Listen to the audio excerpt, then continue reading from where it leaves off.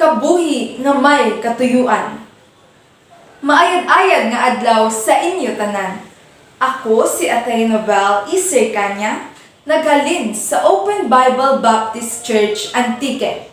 Nagatamyaw sa aton tagpalamati kag tumalanaw. Kabay nga tagan atensyon ang aken matahem nga binalaybay. Sa kadya nga Youth Conference 2023 nga may tema Living with a Purpose, pagpangabuhi nga may katuyuan. Ang pamangkot nga abala natawo kita sa kalibutan, nga abala kinahanglan magkabuhi nga may katuyuan. Hay, kabudlay no? Apang dali aton sabton ang ini nga pamangkotanon. Hambal sang Biblia, ano pala ang kabuhi? Iniangay sang usbong nga nagapahayag sa juntay nga tion kag nyan nagakawala. Nagakawala ang kabuhi naton sa kalibutan. Kamatayon ang kabayaran sang aton kasalanan.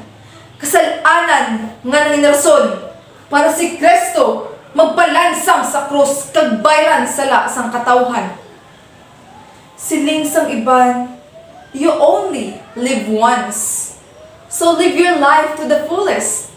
Enjoy and have fun. Pagtiridya, bisyo dito, present sa tanan nga kalingawan. Ang pamangkot, sa labala mag-enjoy sa kalibutan. Sa labala ang magtrabaho sa gusto para sa kwarta kag kaginawaan. Sa labala labuton ang handong kag kadayawan. Mga tumalanaw kag tagpalamati.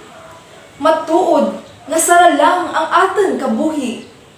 Apang hindi dapat ini mga rason para kalimtan si Jesus nga aton Diyos kag Hari.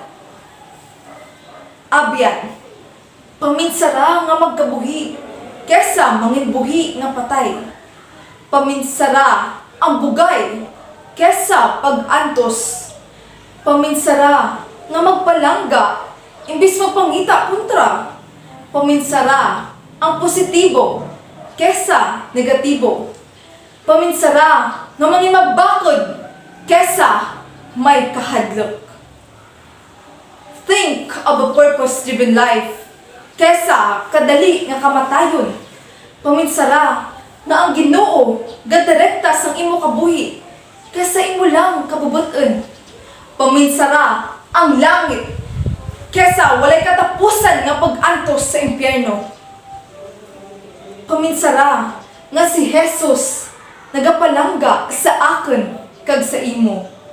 Paminsara nga magtuo sa Ginoo kesa sa ulihi maghinulsol. Ano bala ang mapulos ang tao kung maangkon niya ang bugos nga kalibutan kag madula ang iya nga kalag? Ano bala ang ihatag sang tao baylo sang iya nga kalag? Ikaw, magpili ka. Suffer now and enjoy later. Kaupod si Kristo sa langit. Ukon, enjoy now and suffer later. Kaupod sang yawa sa impyerno. Mga abyan, may tinutuyo ang Ginoo sa atin kabuhi. Paminsara nga mag-alagad sa iya kesa magsinadya kaupod sang yawa. Paminsara mga abyan, paminsara ang katuyaan mo sa kalibutan.